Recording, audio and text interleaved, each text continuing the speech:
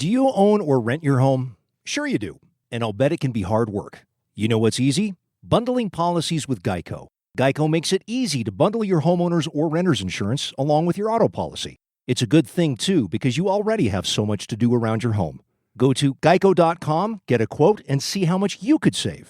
It's Geico easy. Visit geico.com today. That's geico.com. All right, we're playing 2 today. Tony's out. He's back on Monday, and we get an extra hour this weekend. Yeah, daylight savings. Yeah, I don't know what it really does.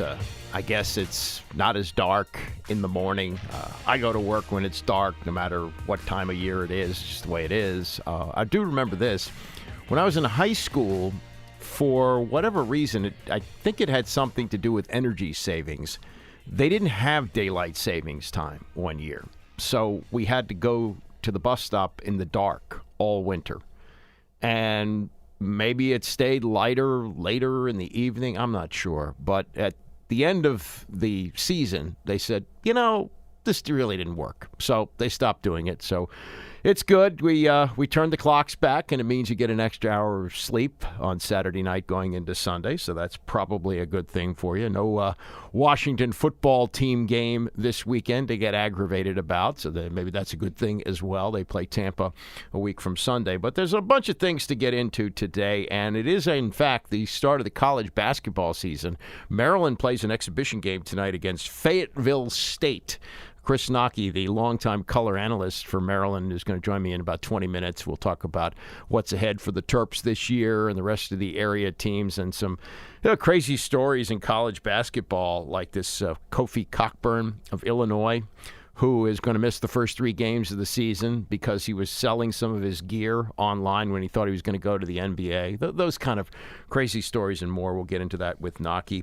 And also we'll talk more about this Robert Sarver story, the owner of the Phoenix Suns, a bombshell from ESPN yesterday. Baxter Holmes with a very long and involved story that frankly has me a little bit confused, but we'll get some reaction. Tony and Mike talked about it on PTI yesterday, so we'll play some of that, and we'll take a further look at what is, to me, a very complicated story. It's not as cut and dry as it was with Donald Sterling, the owner of the Clippers, who was forced to sell his team when audio surfaced of Sterling telling his girlfriend that she shouldn't bring Magic Johnson around and saying racist remarks. And everybody knew that Sterling was a bad guy before this happened. In this case, I don't think most NBA fans were even aware that Robert Sarver owned the Phoenix Suns or who the hell he is. But this long story gives you a picture of what's going on in the organization. I got a bunch of media stuff to get to, but let me start with this.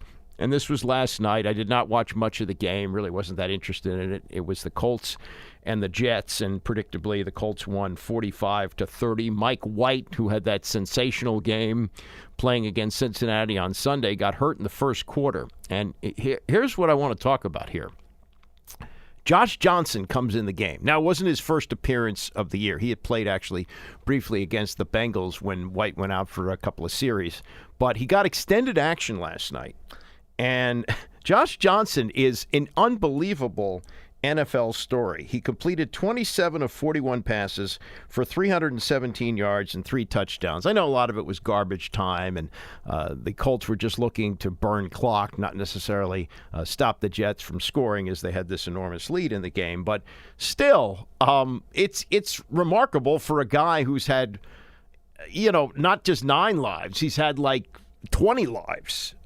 It's the first time in his career that he threw for over 300 yards. First time in his career that he threw for 3 touchdown passes. Now, you probably remember Josh Johnson as one of the many quarterbacks who came here after Alex Smith broke his leg 3 years ago, and he actually won a game. They had a terrible season after Alex Smith went out, but Josh Johnson actually won a game. There was even a period of time after that they thought they had a chance to make the playoffs. That's how crazy things were that season. But throwing for 300 yards, the first time he'd thrown for over 200 yards in 9 years and 11 months. It was the first time in more than 12 years that he threw multiple touchdown passes in the game.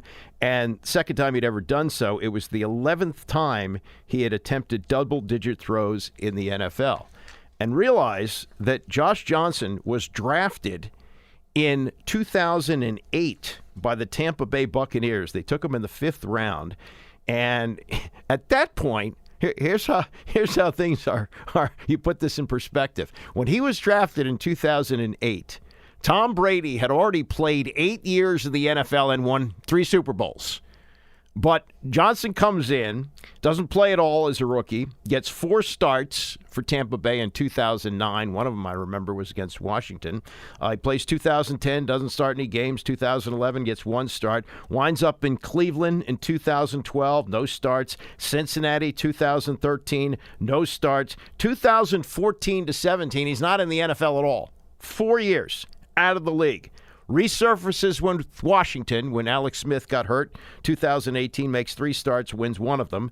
2019, he's playing in the AAF. That league folds.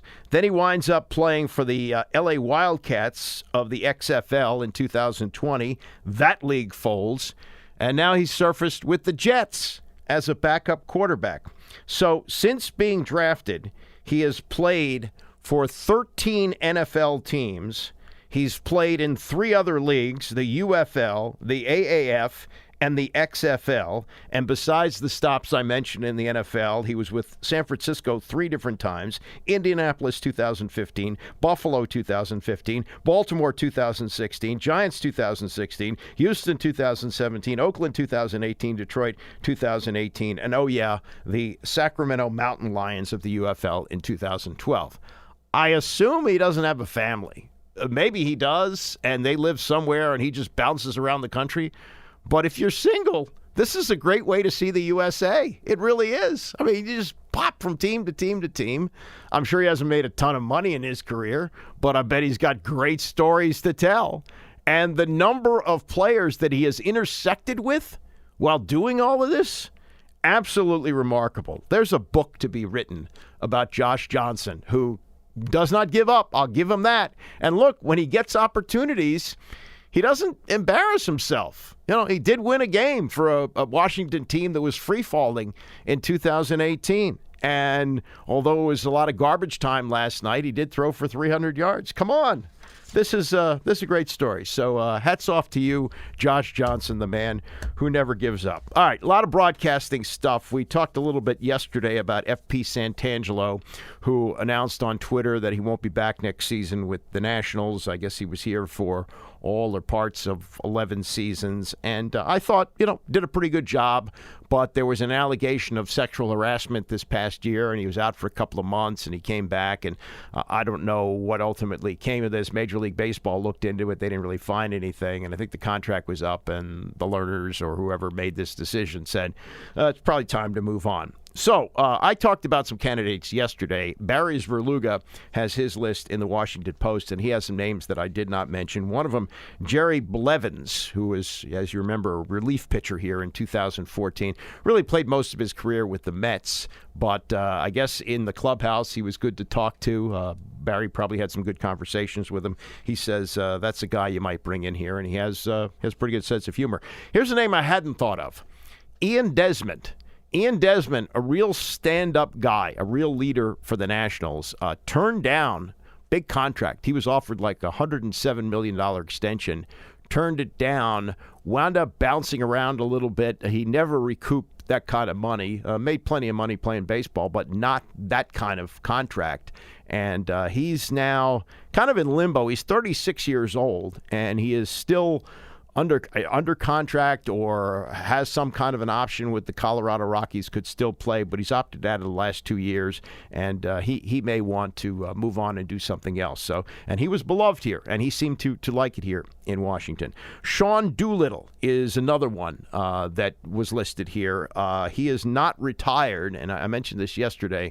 I thought Doolittle would be an interesting choice, and he really embraced the city. I mean, he used to talk about how much he loved Washington, D.C., so Doolittle might be an interesting one. Here's one that this one I would never have thought of. Brian Dozier was here for 1 year, played on the championship team and hit just .238, retired as a member of the Minnesota Twins, but I guess he was a chatty guy in the clubhouse.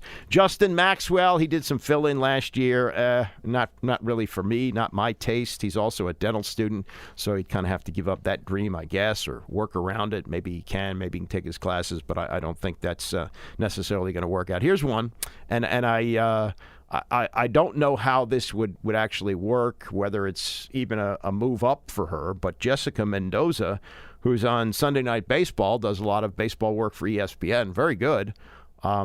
That's a name that if, you are going in the direction of hiring women and someone who is well qualified to do it, I thought Kara Lawson did a very good job in her couple of years doing the Wizards games. So I thought that was something that probably could be in play here. That Jessica Mendoza might make that move. But again, I don't know if it's a move up to leave ESPN to do Nationals games on TV.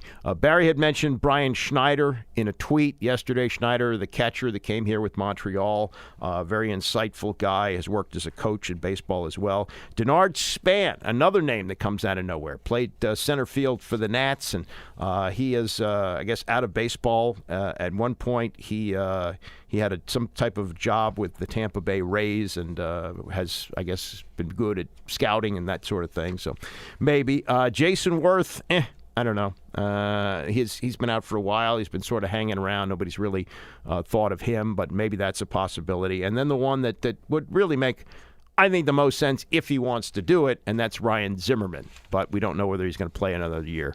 Two other names, Michael Morse. He's done some studio work. He's okay. Haven't been blown away by him. And Gio Gonzalez, who's a heck of a guy.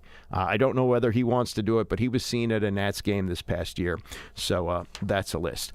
Also on the broadcasting front, and I watched some of the game last night. I watched them all the parts of their 25 years together.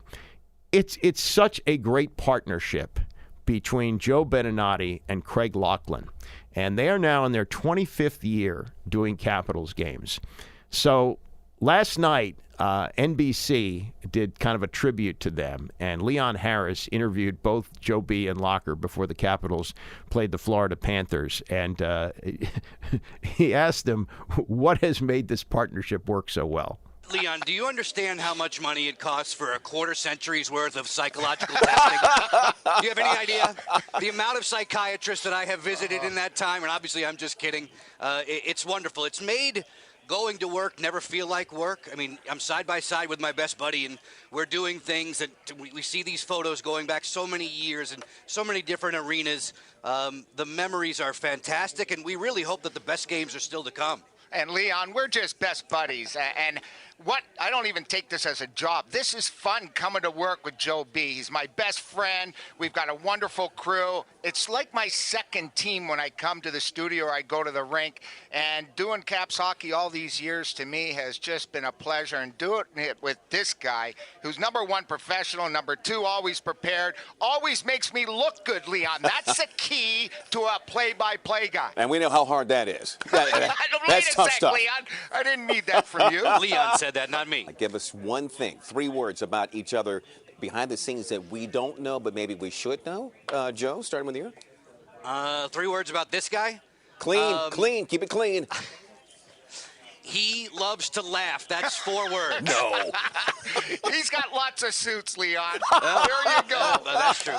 Lots of suits and a really good therapist, because he has not cross-checked you on air yet. No, Joe but B. I've hit him a few times. A quarter century, Leon. Way Stop to go, guys. I want to get off the ride. No, you don't. Stay on, because you guys are great, and that was a lot of fun to watch last night and listen to. Joe B. and Locker, 25 years together as the team that has broadcast the Capitals, and they have done it so well. We've had other great broadcast teams in this town. I'm sad that Phil Chenier and Steve Buckhantz aren't doing Wizards games anymore. I thought they were terrific and should have stayed together. It's too bad that they broke them up. I guess the most famous broadcast team in this town was Sonny, Sam, and Frank. Sonny Jurgensen, Sam Huff, and Frank Herzog, who did games with them for, I think, 23 years. Frank had been doing the games with Sam for a couple of years, maybe 3 years, when Sonny came aboard in 1981. And when he came aboard the broadcast, that's when the team really took off. So they broadcast some of the best years of the team, and you used to be able to turn down the sound on your TV and listen to them. They were great together. Charlie and Dave do a great job doing the Nationals games. We've had some great teams, but Locker and Joe B, they are absolutely terrific. Hats off to an incredible run so far, and hopefully a run that lasts a lot longer. Speaking of a long run, my friend Marty Aronoff is fortunately recovering from something very scary. Marty is, in my opinion, he's the Babe Ruth of stats. And if you've been watching games, since the early 1980s, you've heard the name Marty Aronoff at the end of just about every broadcast. He was Dick Stockton's guy, so when he was doing NBA games and the championships back in the 80s, you'd always hear at the end, and thanks to Marty Aronoff, his name is ubiquitous with big-time broadcasts, and he has had an unbelievable career as a statistician. And he's semi-retired now, but still likes to do it, so he's been doing stats for Johnny Holiday doing the Maryland football games. And if you're not aware of this, during last week's game against Indiana, Marty collapsed during the first quarter, knocked Johnny over in his chair. Steve Suter, who does the color, put a jacket under Marty's head and then ran off to get medical help. And Johnny's had to say on the broadcast, they're calling for a doctor. Marty Aronoff's down. He said, fortunately, he was able to regain his composure, but he was truly worried about Marty and thought that he had suffered a heart attack. It turns out that it may be related to dehydration, somewhat related to an autoimmune disease that Marty has that causes dry mouth and dry eyes, just didn't drink enough water, and he is now recovering. But he's a great friend. I know he listens to this show, and I wish him nothing but the best, and I wish him a speedy return to the broadcast booth, which he has been such a big part of over the years. A couple of other quick things. ESPN Classic going out.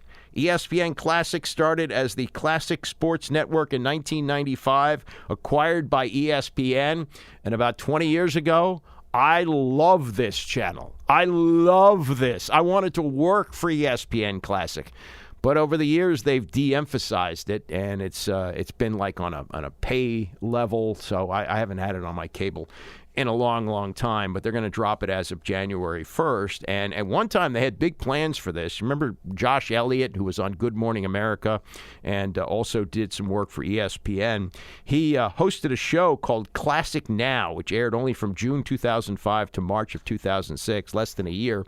But the show was comparing old-time sports to what is happening now. And I really liked it, but I guess I was in the minority since the show was canceled after less than a year. But sorry to see ESPN Classic go, but I guess that's the way progress works, that younger people don't really care about the old-time events. But boy, to be able to turn on a game from the 80s, and Dan Patrick used to do wraparound stuff on this. They used to run all these Sports Century pieces. I thought it was a great place to go, but apparently not enough of you also felt that way, so ESPN Classic is going away. Chris Nockey is going to join me next. College basketball season about to launch. We'll talk about what's ahead as we continue. It's the Andy Pollin Hour, ESPN 630. And for Tony today as well from 11 to 12, breaking news, Odell Beckham officially released by the Cleveland Browns. Raise your hand if you didn't see that coming. Chris Nockey, longtime Maryland basketball analyst, is with us. I don't see your hand raised. I guess you knew this was coming too, right? Perhaps the most predictable news of the day, right? Yeah, I mean, when the dad is putting out video of the quarterback missing your son, that sort of becomes a done deal, right? So I haven't seen it, Andy, but I read or heard that it was 11 minutes. Yeah. 11 minutes. Right, yeah. So not he had to work at that. Yeah. That's not something that well, also, he must have had plenty to work with if he was able to put together that much. I mean, can you imagine how uncomfortable that locker room is? Yeah, well, I was going to ask you about this because as a longtime coach, I'm sure you had to deal with parents. Now, you dealt with parents before the social media age, but had you been coaching now, I wonder if this would have been something you might have had to encounter. Yeah, I mean, it's a nightmare, and given the availability of so many social media platforms, I used to be able to kind of quell it pretty quickly by just saying, hey, if you want to come to practice every day for the next 6 or 7 days and watch practice And if you come to a different judgment than I have over the last, couple of weeks, then we can discuss it. But otherwise, I really won't hear about it. And so, that worked at least for me. And but man, I can't imagine what it's like in this day and age. Yeah, well, it's I guess the Browns only wish the video had been released earlier, so they could have traded him or done something before the trade deadline. But anyway, he's gone. So basketball sort of starts tonight. Maryland's got an exhibition game against Fayetteville State. When's the opener? Tuesday night. Tuesday night is when everybody plays. In fact, I think that is the 24 hours of college hoops on ESPN. I believe there are some, low major, mid major leagues that are playing as early as 7 o'clock, 9 o'clock in the morning. Oh, I love that. Oh, that's cool. Yeah. It's spectacular. For sure. Absolutely. I'm looking at the Maryland roster, and there are three recognizable names for me: Eric Ayala, Hakeem Hart, and Dantes Scott. But as Tony said the other day, and I think this is great, he says the transfer portal has become like the chocolate fountain at Golden Corral. So no matter how few players you have coming back, you can add the pieces you want from other teams pretty easily these days. Well, gosh, there's a lot to bite off there with this thing. First of all, it's something that everybody has used at least to a degree. Hey, as an aside, I was hanging out with some folks the other night whose daughter goes to Clemson, right? And the mom was crowing about Dabo this, Dabo that, and she said, Dabo's old school. Dabo decided he didn't like the transfer portal, so he decided not to use it at all. And I laughed and I said, I've seen him play this year. He's going to use it. He's going to use it after the season. Yeah. They used to be in the national championship mix. Suddenly they're out of it. How did that happen? Exactly. Yeah. So for Maryland, it allowed them not only to make up for a couple of losses. Aaron Wiggins and Daryl Morcell moved on. It also allowed them a kind of a mulligan, Andy. This is a little bit out there, but they had a couple of recruiting mistakes. The Mitchell twins, for instance, 2 6'10" kids that they invested a lot of time and a couple of scholarships in who just didn't pan out. They turned down some other bigs as a result of having those guys on board early. So without the transfer portal, it takes years to overcome that kind of recruiting mistake. So it gave them as kind of a fresh start. They understood the portal early on. They embraced it, and then they exploited it. Yeah. So kudos to them. One of the Maryland assistant coaches mentioned to me, I was at practice the other day, and he said, it's just a challenge assimilating 8 new guys into your team. And I kind of chuckled. And I said, I think that's college basketball. I think if you look at rosters, I think that you see it kind of across the board. There are 5, 6, 7 new guys on almost everybody's roster. There's been so much turnaround. Well, not only that, a lot of these guys who come in as transfers, they've got history with the players who are already on your team. So, in a lot of cases, they're the ones that have brought them in. Hey, my buddy is not happy at the school he's at. Why don't you go talk to him? And now you can. There's no problem. I also think that in spite of what people will say, and coaches would never agree with this, but I would imagine that there are contacts being made right now for kids who, after this season, would be looking to move on. I don't think it happens from a standstill, at the end of March, right after the season. I have to believe that there are conversations being had early and often about transferring. Oh, yeah. Yeah, no, and the whole picture of college basketball is different. I'm going to get to the Penny Hardaway story in a minute, but the 2 big additions for Maryland, Fats Russell, who's a point guard who played at Rhode Island, and I heard Mark Turgeon raving about him at Media Day, and the other one is familiar, Qudus Wahab, the big man from Georgetown who transferred. The late, great John Thompson, I'm sure, is rolling over in his grave seeing a player go from Georgetown to Maryland, but those 2 guys are going to have an instant impact, aren't they? Well, they're 2 guys, last year they survived the year without having a point guard or a big man, a legitimate center. Now those guys are both. You got the point guard in Fats and the big guy in Q. So, they're interesting players. Fats will be a fan favorite. He's got that look. He's got the style. He's just got it all working. He's a little guy, but he plays much bigger than the 5'9", 5'10" that he's listed at. And Wahab, really came on last year. He proved himself, big time in the second half of the season. and he's just kind of automatic around the hoop. He's really solid, great hands. He's not going to kill you with a motor. He's not like Bruno or Jalen Smith. Those guys who did have really impressive motors, but he's as skilled as those guys are. I mean, he's got really very good offensive skills. He's got good hands and that good natural rebounder. So those are big pluses for this team. I didn't have those guys or even those spots last year. So right away you get to an improvement from that perspective. Who's the hot freshman they're excited about? Julian Reese is a guy who came in from Baltimore, big, left-handed, shoots the ball really well. He's got kind of Baltimore toughness to him, and he's going to be really good. Hey, now, he's going to have to deal with trying to get minutes when Wahab is out because they do play the same spot, but he's got a great future, and really, he's got a multiple skill sort of a big man. So they haven't had a guy quite like that. He's also a lefty, which kind of is an inherent advantage, but he's something to get excited about for sure. Okay, and Ayala, he's obviously going to be their big scorer. He and Scott, he and Dante will be the two. I would think the two leading scorers. Dante looks great. He's dropped 25 or 30 pounds. He's chiseled. Ayala's just a really solid, Terp. I don't know. At the end of the day, he will have played so many games and has played so many minutes, Andy. His name's going to be all over the record books in terms of top 20, top 25. He just, if for no other reason than he's durable. He plays every game, plays a lot of minutes. Yeah. He's just been really good, and quietly so. He's very workmanlike in the way he plays. 4-year senior starter. That doesn't happen. Doesn't happen very often. Dinosaur. Exactly. We're talking to Chris Nockey and some other basketball. I mentioned the situation that's going on at Memphis. Have you read about this? What they're trying to do this year?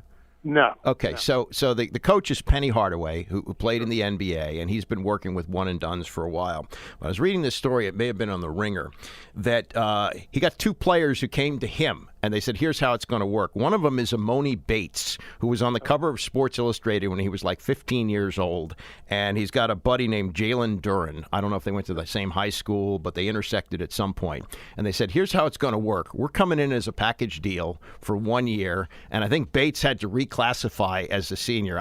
High school wasn't that easy for me. When I was a junior, I still needed more credits to graduate, but now you just, snap your fingers and say, nope, I'm not a junior anymore. I'm a graduate. And they're coming in. They both have name, image, and likeness deals that will pay them over $1 million a year. They're living in a dormitory, and the deal is they're going to deliver a national championship to Memphis this year. What are your thoughts?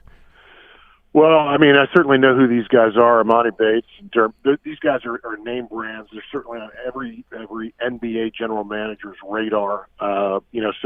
So I will agree with that it's a 1-year deal. The NIL is something that is just staggering to me in what these guys are making, and it's not just guys. I know what for instance, some of the UConn women are making. And it's crazy money. And I think the toothpaste is out of the tube, right? Yeah. Like, you'll never go back to what it was before. I think that you make that deal with the devil. If I'm Penny Hardaway, I get it. I understand. I know how the game is played. He's already shown over the years he'll embrace one and done guys. Why wouldn't you accept these guys? Who are also making the $1 million? It's just it's sort of the next logical step. Now, as to whether or not they're successful, I'm going to suggest to you that these guys have their minds a little bit elsewhere, but they're singularly talented kids, really, really talented kids. So who knows, man? I mean, we're in this is like uncharted territory here with a lot of what you're talking about. All the transfer portal, NIL, this is brand new stuff. Absolutely. I mean, it's no accident that Roy Williams is retired. Krzyzewski's going into his last year, and I would imagine Boeheim, after he finishes coaching his two sons this year, he's gone. This is the new model. It's a former NBA player who says, let's make a deal. We'll make you a champion, make you rich, and I'll find another group next year. I mean, that's the way it's going to work, I think. I would think so, and it also, the NIL thing is one of those things that gives an inherent advantage to towns like I think a lot of the SEC towns. You think about like Waco, Texas, where Baylor's just the one big thing in that area. Some of these places, it's not. You don't get the same traction in Washington D.C. or in Boston, which are traditionally kind of sports towns, even Chicago. But SEC schools, you see it in some smaller places, I think will really thrive as a result of some of the deals they're going to be able to procure for some of their. Now, you're not supposed to be procuring the deals for your kids. Wink, wink, nod, nod. But they'll, certainly are aided by the fact they're in smaller towns, smaller university towns. Right. And meantime, we have the plucky NCAA still trying to prove that they have some muscle. So you've got Oklahoma State, which one player wound up with $300, and now they're ineligible for postseason play. And the most galling one to me is this Kofi Cockburn, who plays for Illinois, great player. Coburn? Okay. Yeah. He thought he was going to go to the NBA, so he started selling his Illinois gear on some website, and then he decided he was going to go back to school, and the NCAA said, oh, no, you're not allowed to do that, so he's ineligible for the first 3 games of the year. I mean, whatever power they used to have, this is a joke. They're just trying to show that they have some. It looks like they don't have any at all. Yeah, well, you know what I mean. It seems like every couple of weeks they'll bark. They'll bark a little bit. There you go. Just so you know they're in the living room, right? and so those are preposterous cases. They really need to be relegated to handling non-revenue sports, non-revenue championships, and regionalizing non-revenue sports as well, as opposed to Maryland tennis should not be playing, or Maryland golf should not. Or Maryland field hockey probably shouldn't be playing at Nebraska. Exactly. Something like that. Yeah. So there are a lot more significant issues for them to be chasing around. Coburn, by the way, I think I read where Kofi sold those things 3 days before the NIL. So. I mean, can you imagine the conversation that he's going to have with Amoni Bates? My word! Yeah. I mean, the way it shifted, as you say, in a matter of days was remarkable, and you have to look back, and you want to laugh about it. I'm sure he doesn't, but Gary Williams had a year, actually 2 years, where they couldn't be on TV and they couldn't play in postseason play because they'd given a ride to a player before he got there, and he's got to look at this. I don't know if you had a conversation with him about this, but he's really got to be shaking his head over this. Well, I'm only going to have that conversation either via text or on the phone. I will not be in the room with him when I have that conversation, because he's got to be furious. Yeah. You look at this, and of course, it's kind of a different place and time, but it is. I mean, it's crazy to think that they had the book thrown at them like that, given where we are. I mean, it was one ride given to Rudy Archer, a recruit. I mean, it's insane. But you know what? It's again, it's almost like they have to let you know that they're around. Hey, we're still here. Yeah, we're still on the watch. Exactly. Does anybody coach the way they used to coach, or is this now the new, as we say, the new normal, the Penny Hardaway approach? I think you still have some throwbacks, but you have to embrace this. Because if you don't, Andy, you're at a huge disadvantage recruiting. Right. If you don't embrace the NIL. And one of the first conversations that a recruit, particularly 4- and 5-star recruits, are going to have on campuses when they come and visit is, okay, well, where are the opportunities here for me to make money? Mm-hmm. I mentioned the UConn women. Think about this, Andy. So we're always talking about, folks need to stay in school as long as possible. You know what the highest salary is a WNBA player can make? WNBA player. I imagine, some of the big stars are making a couple $100,000 maybe. 221. 221. Probably a dozen, 12 to 15 women that make that. The women at UConn dwarf that. Yeah. So they're not going anywhere. And, they obviously everybody wants to be a professional. Everybody wants to go into the WNBA. If you're a female basketball player, that's the pinnacle, right? Yep. But in terms of making the kind of money,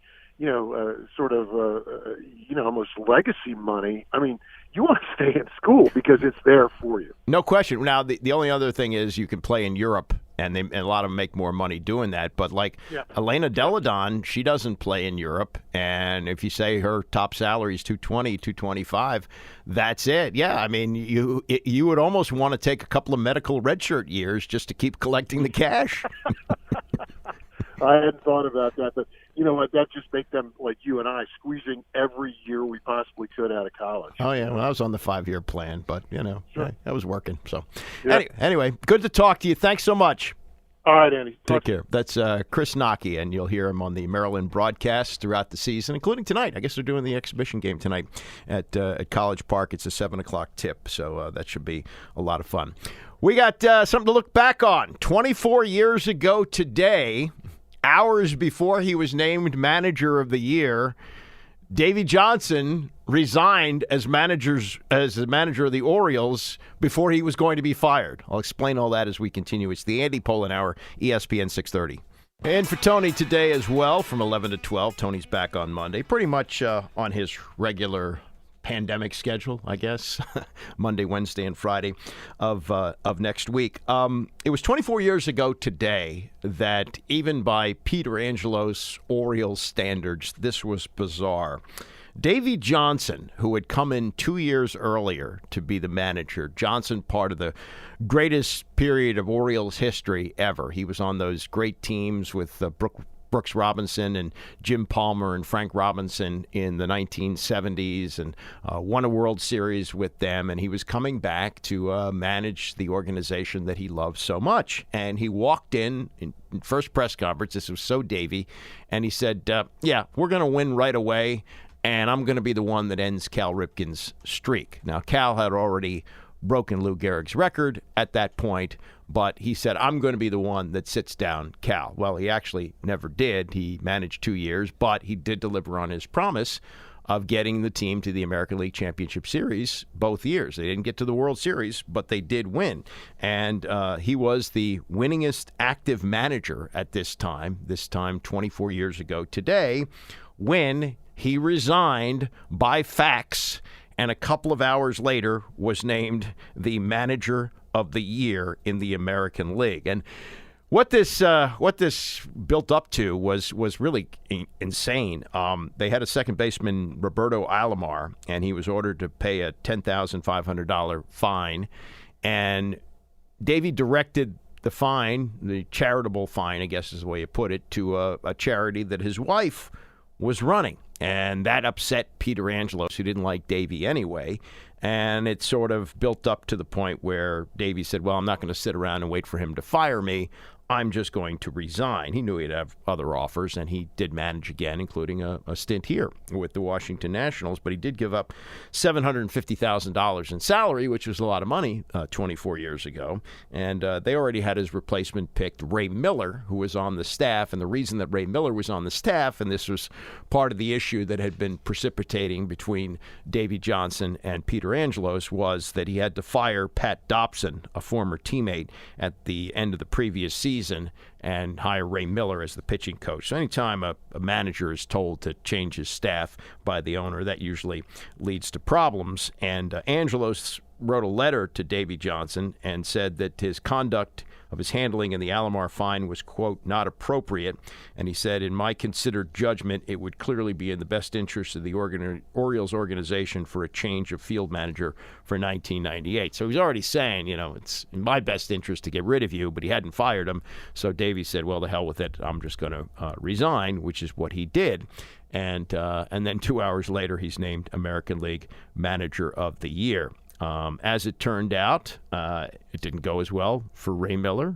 He did finally sit down Cal Ripken during the 1998 season under Cal's request. It was at the end of the year. He wanted his father to see the streak end. His father had cancer and would pass away in the off season. But, it just goes to show you how the organization was run. And, Angelos had only owned the team at that point for 4 years.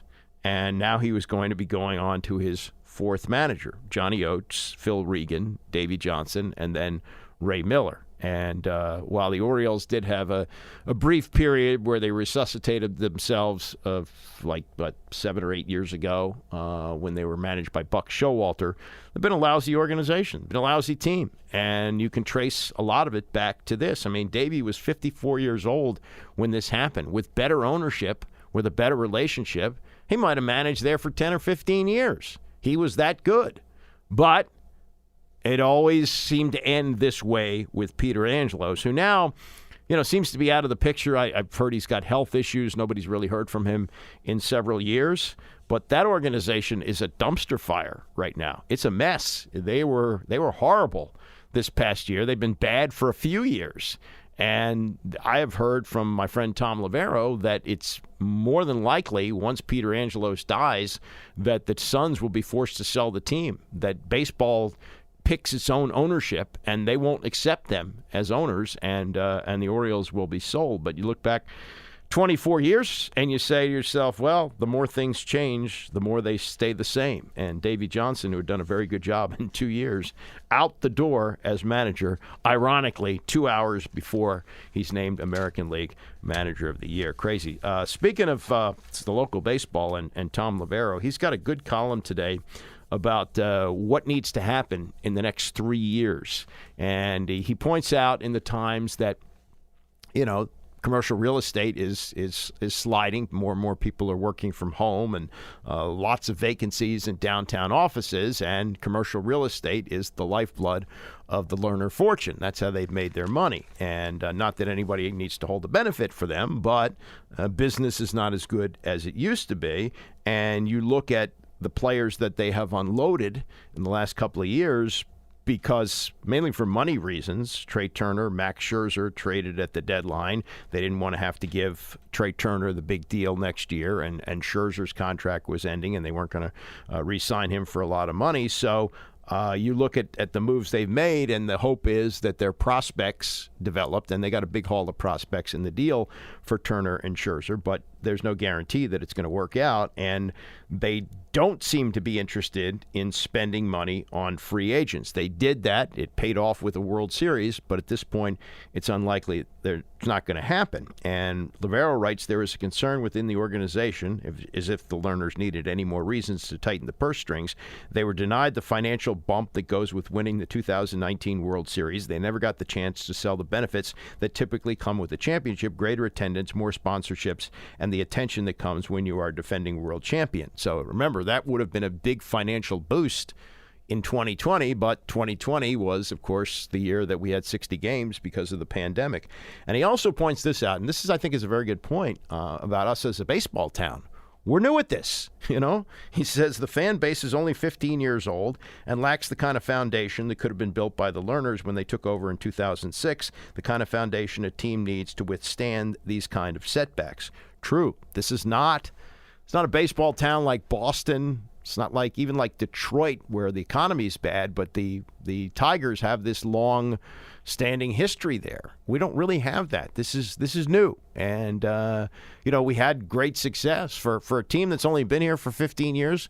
We've had a lot of success. We've had division titles. We've had consistent postseason play over the last 10 years, and a World Series championship. A lot of cities don't get that. Boston, waits 86 years between championships. Chicago, 108 with the Cubs. So it's different.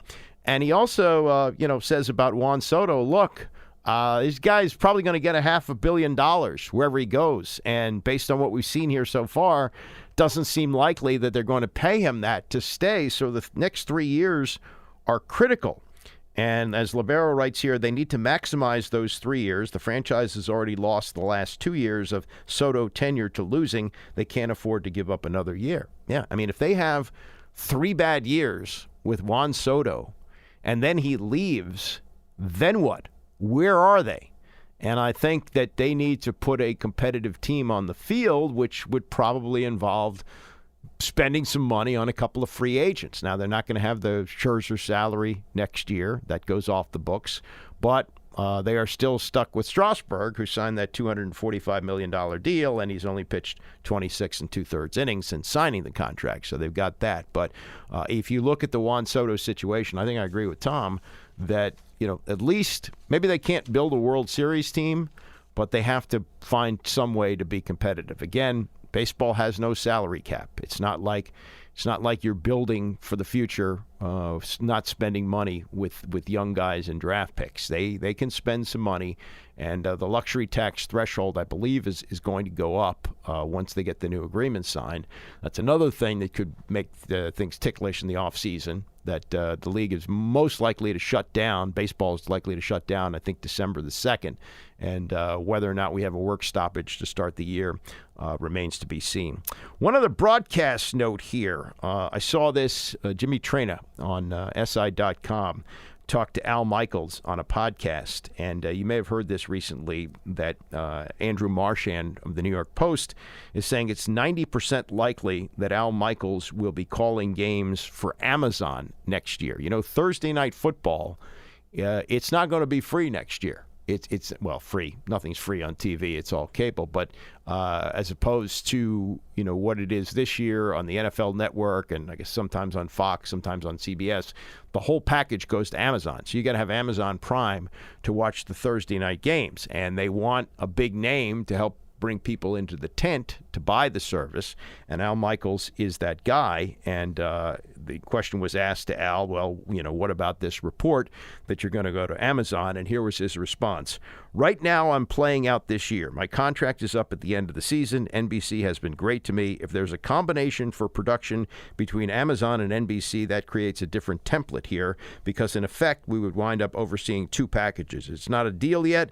I know it's being discussed. Amazon will probably need a partner for production, and we'll see what's going to happen at the end of the year. So it's a done deal that Mike Tirico is going to do Sunday Night Football. But what Al is saying here is that both NBC and Amazon will work together to produce Thursday Night Football, which wouldn't be seen on NBC, but would be seen on Amazon as an NBC production. And I guess theoretically Al gets two salaries, or his whole package is paid for by Amazon. I mean, nobody needs to hold the benefit for Al, obviously. He's made a ton of money doing football for 35 years and other sports. He's one of the all-time greats.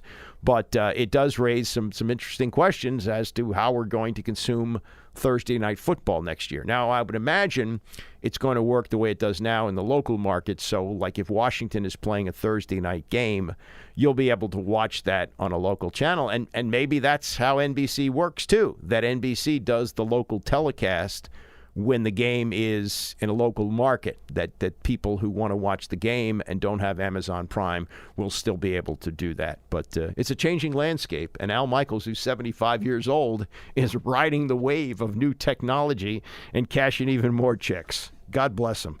Coming up, Tony Kornheiser's show. We'll take a deeper look into this long story on ESPN about Robert Sarver, the owner of the Phoenix Suns, and the reports of racism and misogyny and all the other things that are in this. It's a very long report and a lot of different reaction to it. We'll get to that and more as we continue.